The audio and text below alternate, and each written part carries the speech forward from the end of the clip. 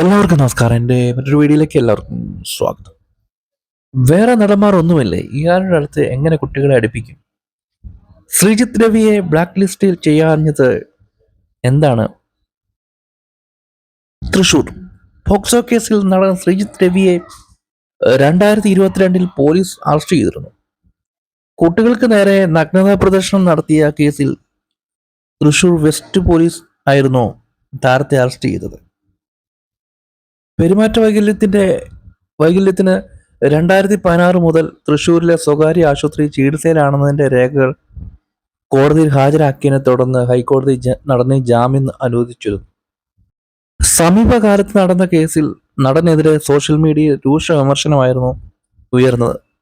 പതിയെ കേസിന്റെ ചൂട് ആറുകയും പലരും ഈ കാര്യം മറക്കുകയും ചെയ്തു. അധികം വൈകാതെ ശ്രീജിത്ത് രവി സിനിമയിൽ വീണ്ടും സജീവമായി. ഉണ്ണിമുകുന്ദൻ നായകനായി അഭിനയിച്ച മാർക്കോ എന്ന ചിത്രത്തിൽ ശ്രീജിത്ത് രവി ഒരു കഥാപാത്രത്തെ അവതരിപ്പിച്ചിരുന്നു. ഇപ്പോൾ ഇതിനെതിരെ രംഗത്ത് വന്നിരിക്കുകയാണ് ഇൻഫ്ലുവൻസറായ വേദങ്കി.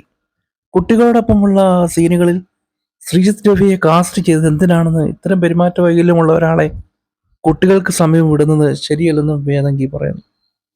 സിനിമാ മേഖലയിലെ അന്യായത്തെയും നീതിയില്ലായ്മയും ചോദ്യം ചെയ്യുന്ന നടിമാർക്ക്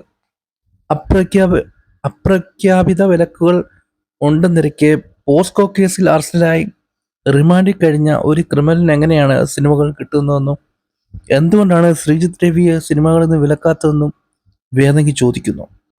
ശ്രീജിത്ത് രവിയുടെ ഈ അസുഖം എന്ന് പറയുന്നത് ആൾക്കാർ ഒരുപാട് പേരുടെ മുന്നിൽ ഉള്ളപ്പോഴല്ല, ആൾക്കാരില്ലാത്ത സമയത്ത്, ചുറ്റുപാടും ആരും ഇല്ലാത്ത സമയത്ത് ഉണ്ടാകുന്ന ഒരു രോഗമാണ്. കുട്ടികളെ നഗ്നത കാണിക്കുക, നഗ്നത പ്രദർശനം കാണിക്കുക, അല്ലെങ്കിൽ ആ പുള്ളിക്കാരൻ്റെ സുന കാണിക്കുക, ഇങ്ങനെയുള്ള പരിപാടികൾ. അത് എല്ലാവരുടെ മുന്നിൽ വെച്ചല്ലല്ലോ.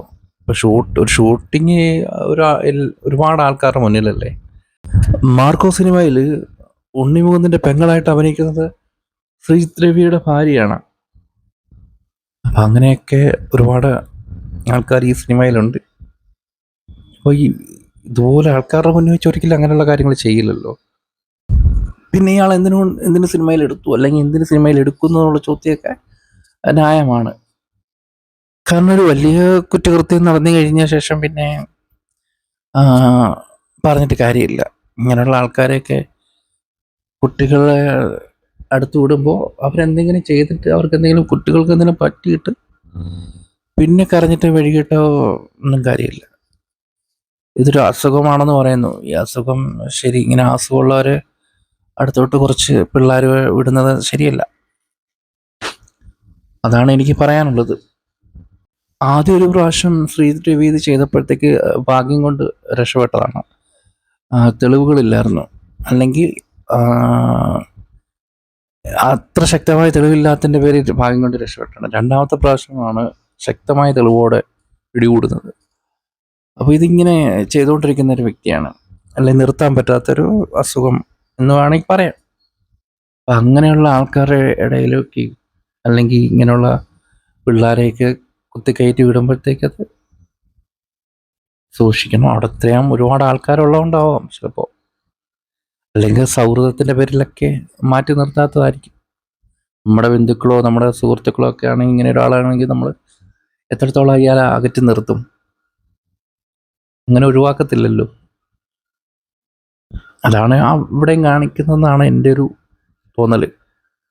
അവരുടെ സൗഹൃദം കൊണ്ടോ അല്ലെങ്കിൽ അവരുടെ ആ അടുപ്പം കൊണ്ടൊക്കെ ആയിരിക്കാം അദ്ദേഹത്തെയും സിനിമയിൽ എടുക്കുന്നത്.